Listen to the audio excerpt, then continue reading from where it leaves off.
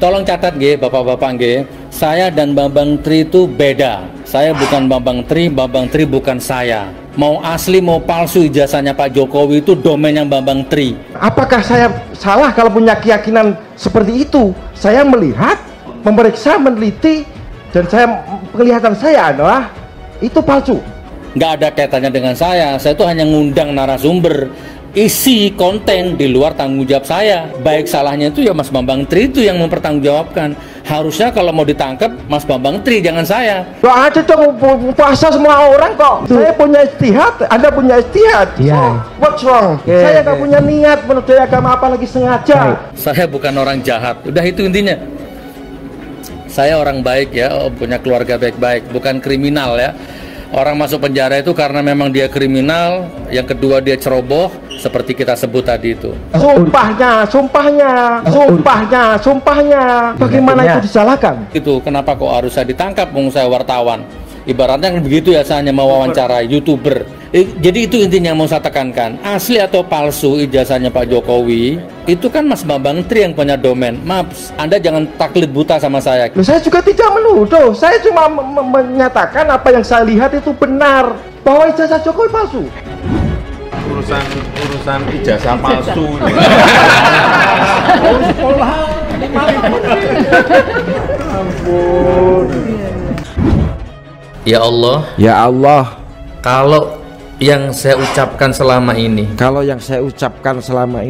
ternyata fitnah, ternyata bohong, ternyata tidak benar, maka hancurkan hidupku, ya Allah. Cabut keberkahan hidupku, ya Allah. Hina-dinakan hidupku, ya Allah. Matikan aku, ya Allah. Dalam kondisi kafir, kufur dan mengenaskan. Dan kita akan nasihati klien kita, Bang Bambang, ente keliru, saya sudah ditunjukkan aslinya dan analisis ente itu semuanya keliru. Mubalanya bayar kifarat sumpahnya 3 hari paling enggak. Karena saya itu dulu juara umum, nggak sombong. Ini yang wisuda loh, kan asli loh, Pak, masih ada 85-nya. Oh iya. Tahunnya Pak. Ya. Zaman itu masih ada. Saya juga kelihatan udah. Yang akhirnya banyak korban karena konten ini. Dan itu ngeri-ngeri sedap. Ngeri-ngeri sedap gitu. Nanti yang ngundang Bambang Tri kena masalah, Bambang Trinya kena masalah, Gus Nurnya kena masalah kan? Karena itulah kami buru-buru. Kan kami juga sudah bisa meyakini bisa saja kita mencabut. Kenapa? Karena kita pahami klien kita keliru. Samaan wani demi Allah barang ya. Iya. Kalau nanti ngomong di atas Al-Quran berani. Berani. Nggak ada soal apa. Berani. Nggak ada soal apa.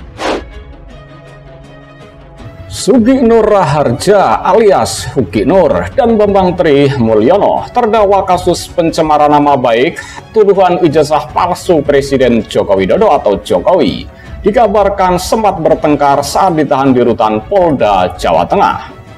Kabid Humas Polda Jateng Kombes Pol M. Iqbal Al-Kudusi membenarkan adanya pertengkaran antara Sugi Nur dan Bambang Tri ketika di rutan.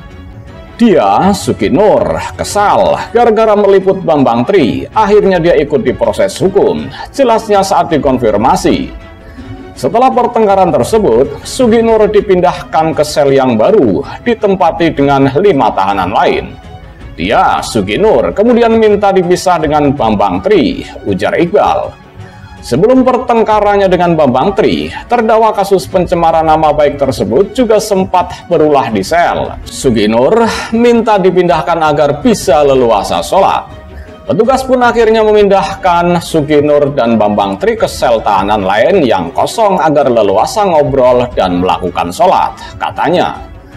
Namun di sel tahanan barunya itu, Sugi Nur kembali mengeluh kepada petugas untuk dicarikan tahanan lain agar mempunyai teman ngobrol. Dia mengaku sudah 3 hari tidak bertegur sapa dengan Bambang Tri, ujarnya. Seperti diketahui, Polri menetapkan Bambang Tri Mulyono atau BTM dan Sugi Nur Raharja atau SMR sebagai tersangka kasus ujaran kebencian.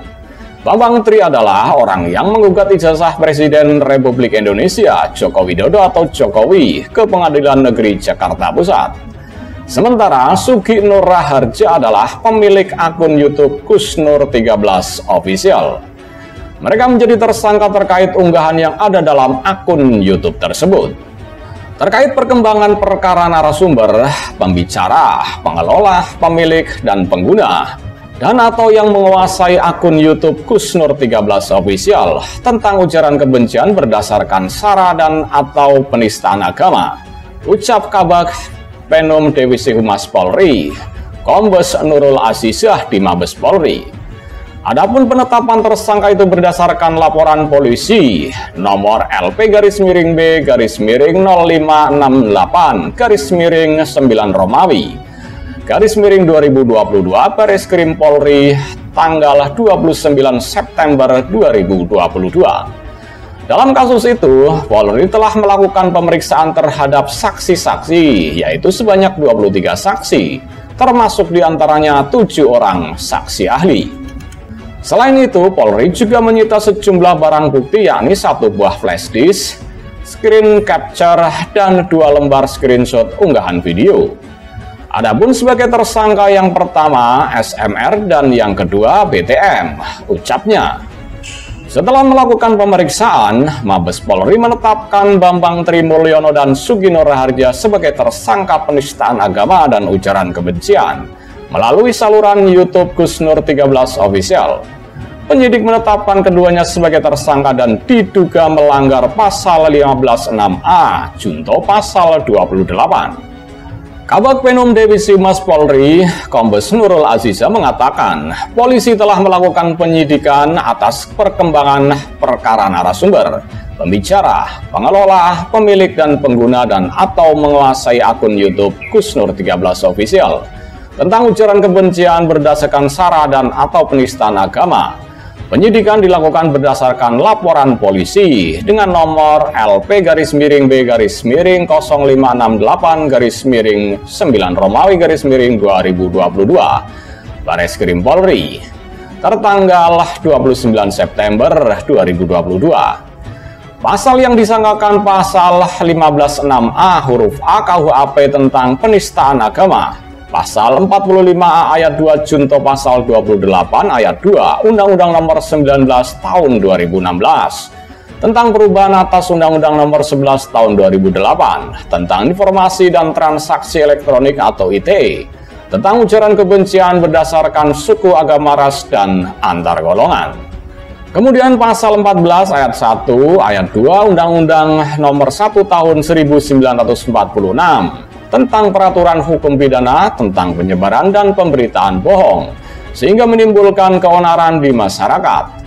Adapun sebagai tersangka yang pertama SMR dan kedua BTM, penyidik sudah melakukan pemeriksaan terhadap saksi-saksi sebanyak 23 saksi dan saksi ahli sebanyak 7 orang, kata Nurul Azizah. Penyidik juga telah mengamankan sejumlah barang bukti seperti flash disk, screen capture, dan lembar screenshot postingan video. Adapun konten yang dianggap melanggar pasal-pasal yang disangkakan antara lain. Terakhir, Nurul menambahkan bahwa penyidik belum menetapkan apakah para tersangka ini sudah ditahan atau tidak. Yang pasti, kata dia, saat ini kedua tersangka masih dalam pemeriksaan penyidik. Untuk statusnya nanti apakah ditahan atau tidak, pasti akan kita sampaikan update-nya bila ada perkembangan lebih lanjut. Pungkas Nurul Azizah.